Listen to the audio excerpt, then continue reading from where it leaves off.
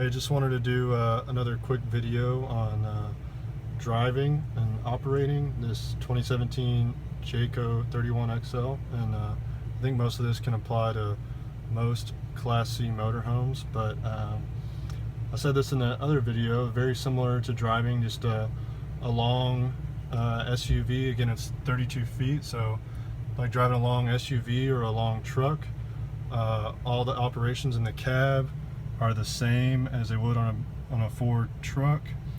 You can see you got your cruise control on the steering wheel.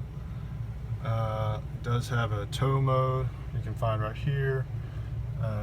Windshield wipers, lights on this side over here. I don't know if you can see the gauges, but pretty much standard gauge panel. You've got just a standard radio, AC operations. It does have an auxiliary port, so you can hook up your phone or an MP3 player, play music.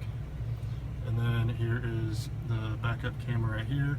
It is always on. You can set it to turn off if you get distracted by it, but that way you can see if anyone is right behind you, or if you're changing lanes, you can kind of see if they're close up behind you but in that lane on either side. Here's kind of the view out the cab. So as you can see, it's just you have the hood there that you can see on like a Class A, so it kind of makes it seem more familiar to driving a regular vehicle. And then you've got mirrors on each side, and it's kind of hard to see, but there's also a small blind spot mirror as well on both sides. And then your mirror adjustments here, electric. And then as far as driving goes, the main focus is going to be just making wide right and left hand turns. A lot of people, they'll focus on just wide right turns, but you want to go wide on both of your turns. If you turn too sharp, you can hit something on the side that you're turning, your turning side.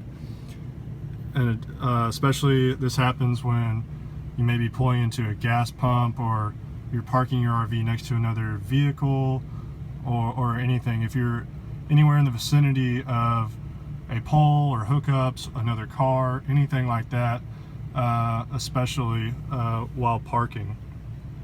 So what you want to do, you make wide turns all the time, and you notice, like I was saying before, kind of got lost there. If you make a sharp turn, you're likely to hit something on the side that you're turning to, like right in the middle of the RV. But also, you'll notice, here I'll move a little bit. You can see in this mirror how close I am to the curb, and if I turn extremely sharp, you'll see the back end of the RV will start to swing out even further than it was to start with. So if there were a pole there, a tree, another vehicle, I would have hit it. So as long as you maintain wide turns on either left hand or right hand turns, you should be good to go. And then as far as driving down the highway, you just need to leave yourself a little bit more room, obviously, when you're changing lanes. And it is a heavier vehicle, so it takes longer to accelerate, longer to stop. So you just need to be mindful of that. You want good distance behind you and in front of you. If you look, you're on a 2-lane and you look and there's cars piling up back behind you, someone's riding you, it's always good to just pull over, let them pass you, and then continue on your way. You know, if you were driving a car, you don't like to get stuck behind bigger vehicles where you can't see anything and they're traveling slower than you are. And that'll be another thing in an RV, is you're going to want to drive a little bit slower, just once again to save you on that stopping time, but also it's going to save you gas money. So you're paying to rent the RV, you don't want to spend too much on gas, so the slower you drive, obviously you're going to get better gas mileage. And then if any of you are planning on to go up to the mountains, you know, you're going to Colorado or something like that, you are going to want to use these lower gears here. So you want to downshift, and so that will help you to get slowed down when you're coming downhill, so you're not riding your brakes and heating your brakes up. but also so when you're going uphill, you can really get the RPMs up and get up those hills and mountains.